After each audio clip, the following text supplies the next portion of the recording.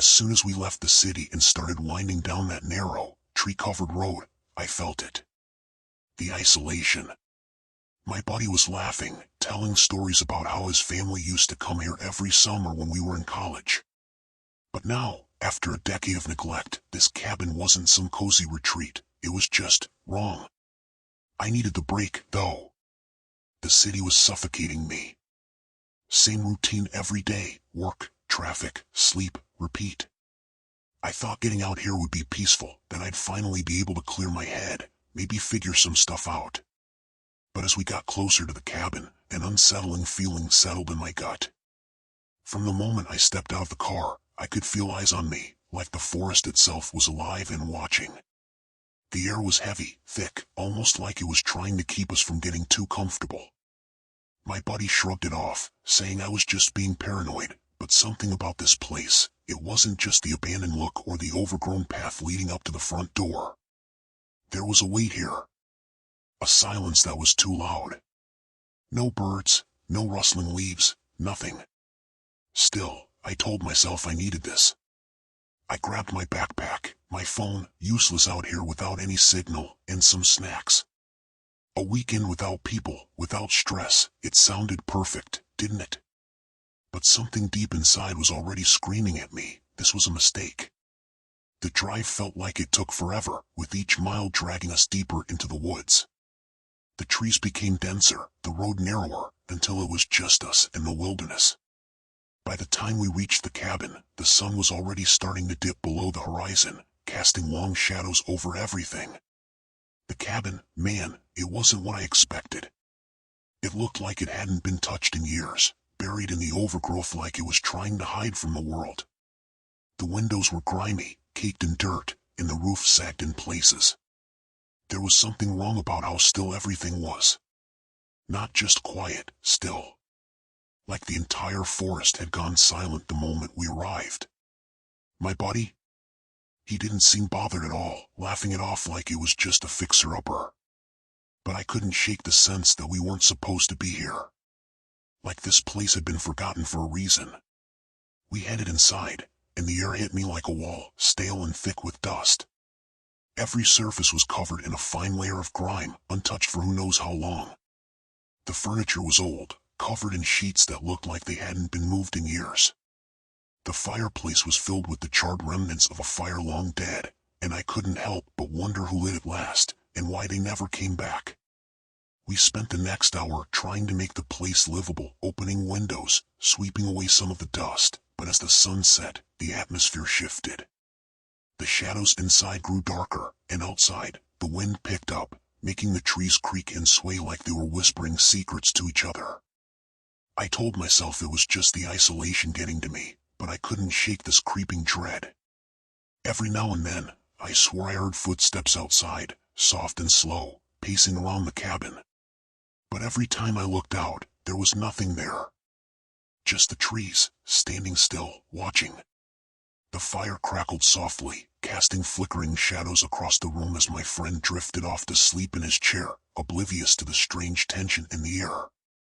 We'd been reminiscing about college days, but I couldn't relax. There was something unsettling about this place.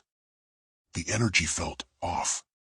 The hairs on the back of my neck hadn't settled all night, and I couldn't shake the feeling of being watched. I figured maybe I just needed to clear my head, so I grabbed my jacket and flashlight, thinking a short walk in the woods might help. Huge mistake. The moment I stepped into the trees, the air shifted.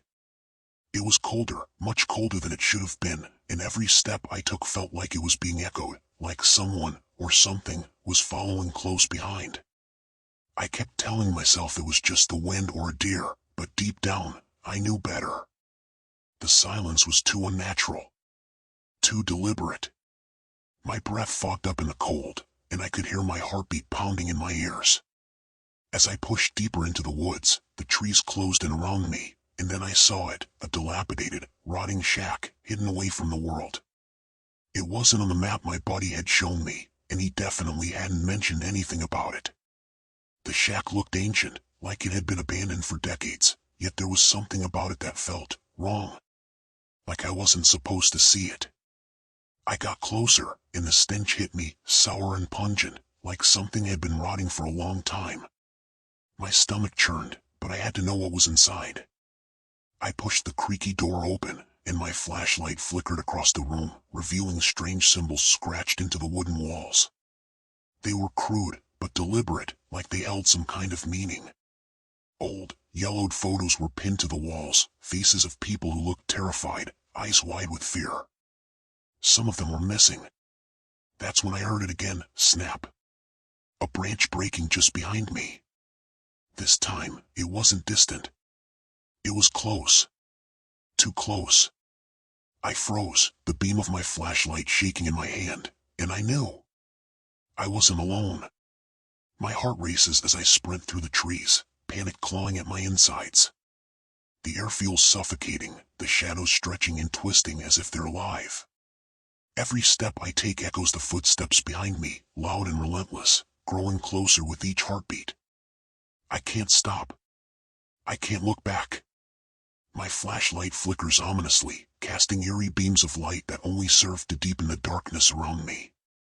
I push harder, but the path is gone, replaced by a chaotic jumble of trees and underbrush. The woods seem to shift and sway, as if they're mocking my desperate flight. I can't find my way back. I'm lost in a nightmare, and the thought sends chills down my spine. Finally, I break through the trees and stumble onto the clearing where the cabin stands, my sanctuary. Or so I thought. The door is wide open, swinging gently in the wind, but I'm sure I closed it before I left. A knot of dread twists in my stomach as I step inside. The cabin is dark. The fire that once crackled cheerfully is now nothing but cold ash, and the familiar scent of pine and warmth has been replaced by an unsettling mustiness. "Buddy?" I call out, but my voice sounds hollow, echoing back to me like a taunt. My friend is nowhere to be found. His backpack, his jacket, they're gone. I glance around, and that's when I notice it. The furniture looks older, more worn than I remember. The chairs seem to sag lower, the table surface marred with deep scratches that dig into the wood like claw marks. Panic floods me again, and I stagger back, nearly tripping over my own feet. And then I hear it, the whispers.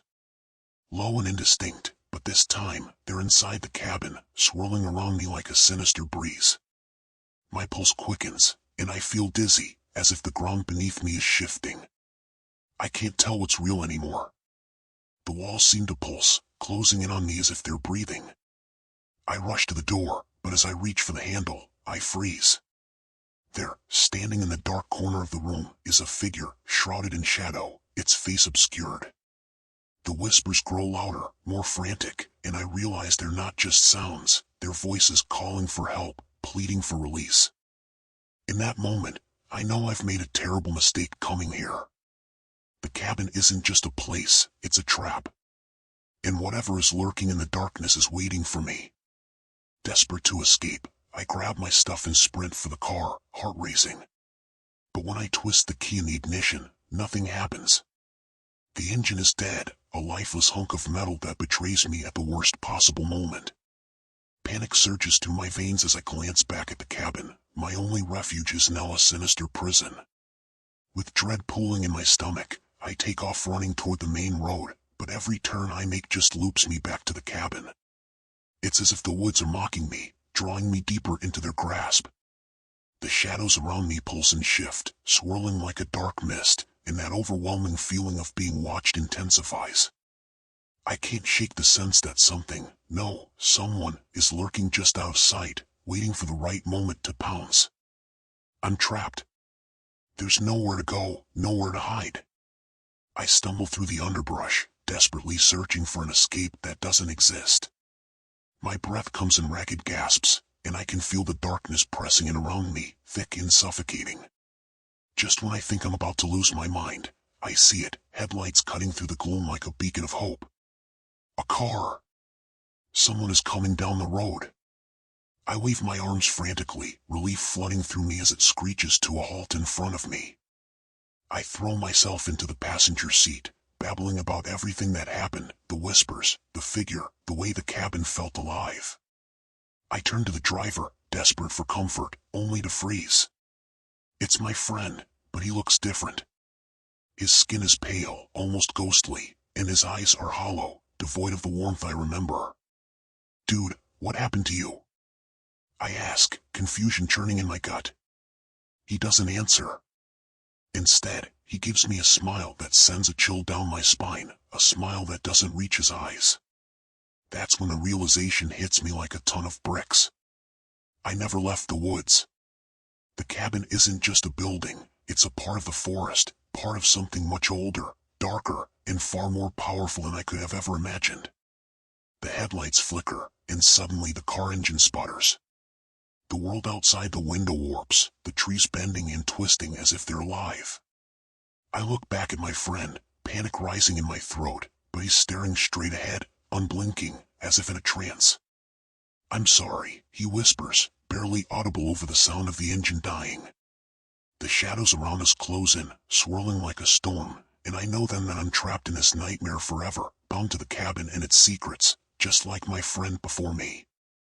As the darkness envelopes us, I understand the true horror of what I've become, another lost soul in the woods, forever waiting for someone foolish enough to step inside.